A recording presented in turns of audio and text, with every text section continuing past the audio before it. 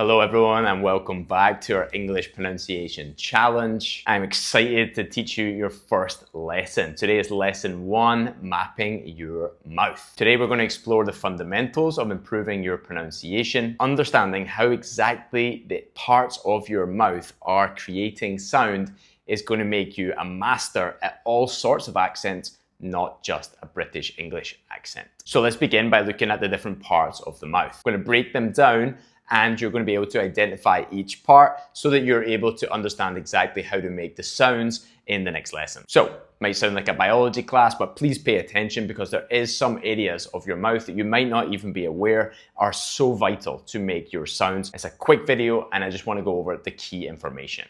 So first of all, we have our lips. These are used essentially in P and B sounds, very important for what we call bilabial plosive, where the lips come together and explode apart to create the sound. Next, we have the teeth.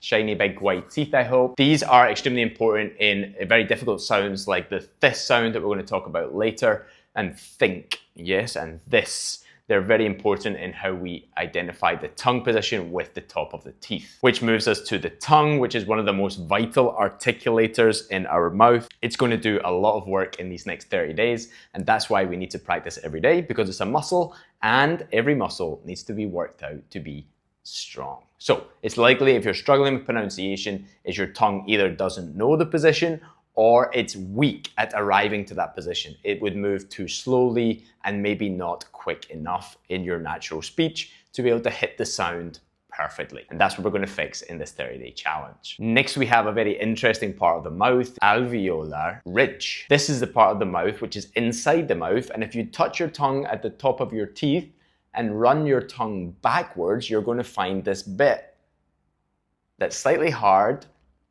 and then it's going to run up into your mouth. And just at this point where it is about to go up into your mouth, this is the ridge, the alveolar ridge. And this is an extremely important part when creating the T sound and the D sound and even the N sound. We also have the hard palate. So if you go to the ridge of the mouth where we talked about this ridge, and you just run your tongue back slightly further, what you're going to find there is the hard palate. So here is further back in the mouth, and here it will, as you will feel, do it with me, you'll feel that the position as you push your tongue against the top of the mouth will actually be quite hard and resistant to your tongue. Then the soft palate. So if we continue at the back of the mouth, we'll go past the hard palate and we'll arrive finally to the soft palate.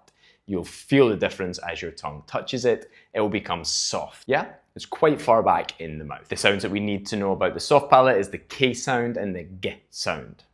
So we're going to work on these. And then last part that we really need to know about is called the glottis. This is actually the space between your vocal cords, and it's very important that we understand the principle of voice sounds and voiceless sounds. These are going to be key dynamics of what we need to do when we're pronunciating in any language, but especially in English, because the human vocal cords are muscles, and understanding the glottis area, whether it's open or closed, basically open, allowing the airflow to pass, or closed, vibrating, is going to give an indication to the sound and the sound quality that you'll produce as you use words. So now that we've mentioned all the parts and you can see them clearly, let's focus on what we should be attentive to during this training. And we want to become aware of our mouth. We want to become aware of exactly where is the tongue position, exactly where are my teeth when I make these sounds, exactly where is the positioning of each of these parts. This is going to be really helpful for you to start to get a feel for the movement of your mouth and the articulators as they work together, and whether you're in the right position or in the wrong position. Because then when you hear back your own sound production, you'll start to be able to realize what maybe has gone wrong, which parts of your mouth are out of place, causing the sound to not be similar to a native speaker. So pay attention, feel the movement of the tongue and your other parts of your mouth, and be attentive to them as you go through the words and phrases and expressions that we're going to cover in this challenge. Step number 2 is practice in front of a mirror, or use your mobile phone to record as you practice so you can see yourself in the mirror and be able to see exactly what's happening inside your mouth. There are some articulators that are back in the mouth that you won't see with the mirror, but it'll definitely help you with identifying the front positions of the mouth to see if you're following the instructions that you'll be taught in this program. Third step that we can do to really improve our pronunciation is slow it down. It's not a race. Let's take our time to really feel out the sounds, even though it might feel like you're going slowly in the beginning and it's only 1 or 2 sounds that you can work on the first week.